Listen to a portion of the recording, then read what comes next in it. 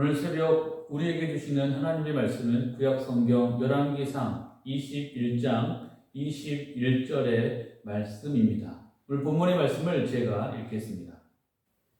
여호와의 말씀이 내가 재앙을 너에게 내려 너를 쓸어버리되 너에게 속한 남자는 이스라엘 가운데에 매인자나 노인자를 다 멸할 것이요. 아멘. 오늘 본문 열왕기상 21장의 말씀은 이제 20장에서 아람과의 두 번의 전투에서 모두 승리한 북이스라엘의 아합 왕이 그의 아내 이세벨의 계략을 통해서 나봇의 포도원을 빼앗은 사건을 기록하고 있습니다. 오늘 본문에서 아합의 이 포도원 탈취 사건은 당시 아합의 악한 행실과 또 그로 인한 북이스라엘 백성들의 고통에 대해서 상징적으로 보여주는 사건입니다. 동시에 아합이 이제 하나님의 심판을 받을 수밖에 없는 그 이유에 대해서도 말씀하고 있는 것입니다. 당시 아합은 사마리아에 있는 왕궁 이외에도 이스라엘 땅에로 상하로 된 왕궁이 있었는데 오늘 본문 1절의 말씀에 보면 바로 그곳에 아합이 거주하고 있었습니다. 그런데 문제는 아합이 자신의 왕궁과 가까운 곳에 있었던 이 나봇의 포도원을 자기의 정원으로 만들고 싶은 욕망이 그에게 있었던 겁니다. 그래서 아합은 자신의 권력을 이용해서 나봇에게 이 포도원을 빼앗으려고 했는데 이 3절의 말씀처럼 율법에 근거한 나봇의 반대에 의해서 실패하게 되었습니다. 이 때문에 크게 분노한 아합은 이제 자신의 아내였던 이세벨의 계략을 통해서 결국 하나님과 왕을 모독했다는 죄를 나봇에게 뒤집어 씌우고 그를 죽인 다음에 결국 포도원을 빼앗게 되었습니다. 이와 같이 아합과 이세벨의 악한 행실에 대해서 엘리야 선지자는 하나님의 심판을 경고하고 아합이 그럼에도 불구하고 회개할 것을 요청했습니다. 사실 아합에게 빼앗긴 이 포도원과 나봇의 죽음은 우리 그리스도인들에게 심한 낙심과 절망을 갖게 합니다. 왜냐하면 겉으로 볼 때에는 결국 악인이 크게 성공하고 의인이 고난과 죽임을 당했기 때문입니다. 따라서 이와 같은 말씀만을 우리가 묵상하게 된다면 우리는 분명 아무런 소망도 가질 수가 없게 됩니다. 하지만 하나님의 공의는 결코 악인이 형통하고 의인이 고난당하는 이 불합리함을 절대로 놔두시지 않습니다. 우리 하나님은 의인의 억울함은 풀어주시고 악인의 악행은 반드시 갚아주신 분이심을 여러분 믿으시기 바랍니다.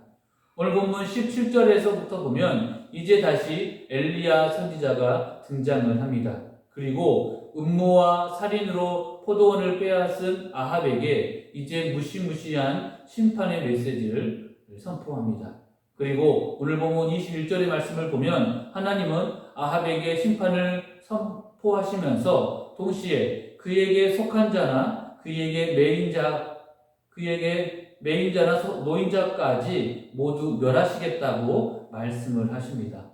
여기에서 매인자란 종이나 하인과 같이 자유가 없는 자들을 가리키고 노인자는 자유인으로서 어느 정도 신분과 지위를 가지고 있는 자들을 가리키고 있습니다. 따라서 이 말씀은 이제 하나님께서 아합 왕을 심판하실 때 단지 아합뿐만 아니라 일찍이 여로보암에게 하나님께서 심판하셨던 그때 그 모습처럼 아합에게 속한 모든 자까지도 함께 멸하시겠다는 하나님의 굳은 의지를 볼 수가 있습니다. 이것을 기억하시기 바랍니다. 하나님은 악을 반드시 심판하시는 공의의 하나님이신 것을 여러분 믿으시기 바랍니다. 그런데 저는 이 부분에서 우리 성도님들과 또 한 가지를 나누고 싶은 말씀이 있습니다. 21절에서 아합에게 속한 모든 자들을 멸하시겠다고 하나님이 말씀을 합니다. 그렇다고 한다면 이 속한 자들이란 과연 누구일까요? 정확하게 본다면 아합에게 속한 모든 자들이 심판을 받아서 멸망받는 것은 아닙니다. 왜냐하면 당시 아합에게는 물론 드물기는 하지만 하나님의 선지자들을 몰래 보살펴 주었던 국내 대신 오바댜와 같은 신하들이 있었는데, 이 오바댜는 하나님을 경외하는 사람이라고 성경은 말씀하고 있습니다. 따라서 아합이 너무나 악하여 그에게 속한 모든 자들을 멸하신다라고 할 때에 그 속한 자들은 아합과 같이 세상 권력과 쾌락을 쫓아서 아합과 동일한 방식으로 인생을 살아왔던 이들로 생각을 해야 할 것입니다. 왜냐하면 이들도 결국 아합의 죄의 범죄에 동참했기 때문입니다. 이것을 통해서 우리가 알 수 있는 것은 우리가 악을 행하는지 행하지 않는지도 우리에게 중요하지만, 우리가 지금 누구와 함께 있고 또 누구를 따르는지에 대해서도 우리의 영혼은 영생과 영벌 중에서 달라질 수 있다는 것입니다. 혹시라도 이 세계 자랑과 평안을 위해서 힘있는 자와 함께 하거나 또 그 뒤에 줄을 서기 위해서 하나님의 말씀을 가벼이 여긴다면, 소홀히 여긴다면 이보다 더 어리석은 일은 없을 것입니다. 왜냐하면 이 세상에서 영원할 것 같던 악의 제국 바벨론도 결국에는 무너졌지만 오직 하나님의 나라는 영원히 서 있기 때문입니다. 따라서 사랑하는 우리 성도님들께 소원합니다. 우리는 이 땅에 살면서 짧은 인생만을 보시지 마시고 그 이후에 있을 영생을 바라보면서 진정 누구를 선택하고 또 우리가 어디에 속해야 하는지를 늘 살피면서 믿음으로 결단하시기를 소원합니다. 그래서 우리 믿음의 선진들처럼 잠시 이 땅에서 누리는 쾌락과 즐거움보다 좁고 험하지만 약속과 소망이 있는 믿음의 길을 택함으로써 앞으로 영원히 빛날 하나님의 나라에서 영광과 복을 누리는 우리 모두가 되시기를 간절하게 소원합니다. 기도하겠습니다.